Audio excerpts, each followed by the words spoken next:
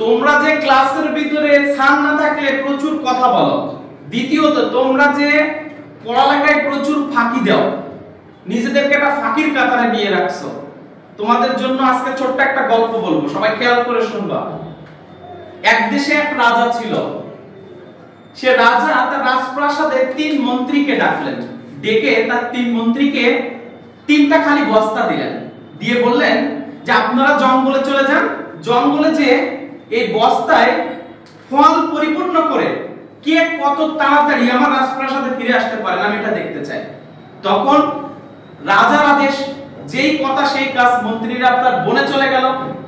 জঙ্গলে চলে যে প্রথম মন্ত্রী সে বনের ভালো ভালো ফল বেছে তার বস্তা পরিপূর্ণ করলো, এতে তাদের অনেক অনেক সময় লেগে গেল এবং কষ্ট হলো। দ্বিতীয় মন্ত্রী সে চিন্তা করলো রাজা তো আর এত কিছু দেখবে না, আমার বস্তার ফলটাও তো আর বের করে সব দেখবে না যে আমি ভালো ফল নিচ্ছি না খারাপ ফল নিচ্ছি। তখন দ্বিতীয় মন্ত্রী কিছু বাগানের পচা ফল, একেবারে বাজে ফল সে বস্তায় পরিপূর্ণ করলো, আর উপরে কিছু ভালো ফল দিয়ে সে বস্তা পরিপূর্ণ করে কোথায় চলে আসলো? রাজপ্রাসাদে চলে আসলো। তৃতীয় জন সে মনে করলো রাজা তো শুধু বস্তা পরিপূর্ণ করতে বলেছে, আমি যে ফল দিয়ে পরিপূর্ণ করব নাকি আবর্জনা দিয়ে পরিপূর্ণ করব, রাজার তো এত সময় নেই যে এটা দেখবে আমি রাজপ্রাসাদে যাওয়ার পরে। সে তার চালাকি বুদ্ধি শুরু করলো, সে ওই বনের পাতা লতা পচা আবর্জনা ফল দিয়ে যা হাতের মাথায় পেল তা দিয়ে তাৎক্ষণিকভাবে তার বস্তা তাড়াতাড়ি পরিপূর্ণ করে ফেললো এবং তার কষ্ট কম হলো। এইভাবে 3 জনই রাজপ্রাসাদে বস্তা ভর্তি ফল নিয়ে চলে আসলো রাজার সামনে। আসার পরে রাজা মশাই কারোরই বস্তায় পরীক্ষা করলো না, কারোর বস্তাও দেখলো না, শুধু বস্তাটা পরিপূর্ণ সেটা দেখলো।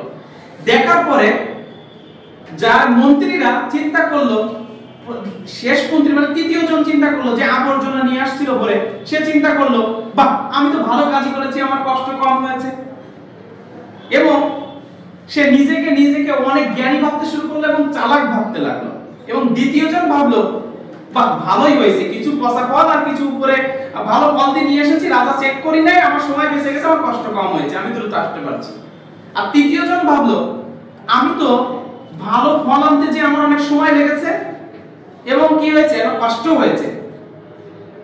তো কিছুক্ষণ পরে রাজা মশাই তার রাজপ্রাসাদের মশনদেরকে আদেশ দিলেন যে এই 3 মন্ত্রীকে এখনই গ্রেফতার করা হোক এবং এই 3 মন্ত্রীকে গ্রেফতার করে কারাগারে পাঠানো হোক 7 দিনের জন্য।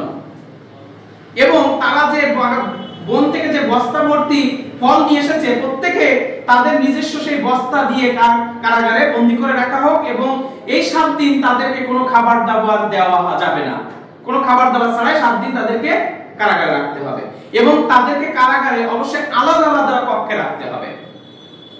রাজার আদেশ, যে কথা সেই কাজ, সাথে সাথে মন্ত্রীদের কারাগারে প্রেরণ করা হলো এবং প্রত্যেককে আলাদা আলাদা কারাগারে রাখা হলো এবং তারা যে বস্তা ভর্তি ফল নিয়ে এসেছিল সেই শুধু এই বস্তাটাই তাদের সাথে দেওয়া হলো। এখন প্রথম মন্ত্রী যে ভালো ফল এনেছিল, যেহেতু কারাগারে কোনো খাবার নাই কিচ্ছু নাই, তখন কি হলো সে তার ওই ভালো ফল প্রতিদিন খেয়ে 7 দিন বেশ আরামসে কাটিয়ে দিল। যেহেতু তার কাছে কি ভালো ফল ছিল, সেই ফল তার বস্তা থেকে সে বের করে খেলো আর তার 7 দিন আরামসে কাটিয়ে দিল, কোনো সমস্যা হলো না। দ্বিতীয় জন যেহেতু উপরে কিছু ভালো ফল এনেছিল, নিচে কি এনেছিল পচা ফল, তাই সে উপরের ভালো ফল খেয়ে কোনো রকম 2 দিন কাটালো। পরের দিন থেকে সে কি খাবে এই চিন্তা ভাবনায় সে পচা ফল খাওয়া শুরু করলো, পচা ফল খেয়ে সে অসুস্থ হয়ে কারাগারে পড়ে থাকলো। তৃতীয় জন যে তার বস্তায় শুধু আবর্জনা এনেছিল এবং পচা ফল এনেছিল, তার তো আর খাওয়ার কিছু নাই। খাবারের কিছু আছে? রাজামশাই কি খাওয়ার নির্দেশ দিছে? না, বা খাবারও দেয়নি। সে কি করলো, তার যেহেতু কোনো খাবার নাই কিচ্ছু নাই, সে কারাগারেই না খেয়ে অনাহারে মারা গেল। এই গল্পটি থেকে আমরা কি শিখলাম? আমরা মানুষ আমাদের কর্মের ফল ভোগ করব। কি করব? আমরা মানুষ আমাদের কি ভোগ করব? কর্মের ফল ভোগ করব। একটা কথা মনে রাখবা সব সময়, তুমি যে যেমনটাই কর্ম করবা তেমন তার ফল তুমি ভোগ করতে পারবা। আমরা কি করি? আমরা আমাদের জীবনটাকে মানে সিরিয়াসলি না নিয়ে, আমরা আমাদের সময়টাকে সিরিয়াসলি না নিয়ে, স্যার ক্লাসে নাই আমরা মজা করছি, আমরা পড়ালেখা করতেছি না, আমরা সিরিয়াসনেস দেখাচ্ছি না, তাই নাকি ওই তৃতীয় জনের মতন অবস্থা হবে। কারণ তুমি তোমার মাথায় যদি কিছু না নিয়ে যেতে পারো তাহলে পরীক্ষার হলে কি লিখবা। তাই তোমাকে প্রথম মন্ত্রীর মতো তোমাকে ভালো ফল সংগ্রহ করতে হবে, তার মানে তোমার ভালো কিছু তোমার মাথায় সংগ্রহ করতে হবে, আর তার জন্য তোমাকে কি করতে হবে, পরিশ্রম করতে হবে। আর সেই পরিশ্রমের ফল একমাত্র তুমিই ভোগ করবা।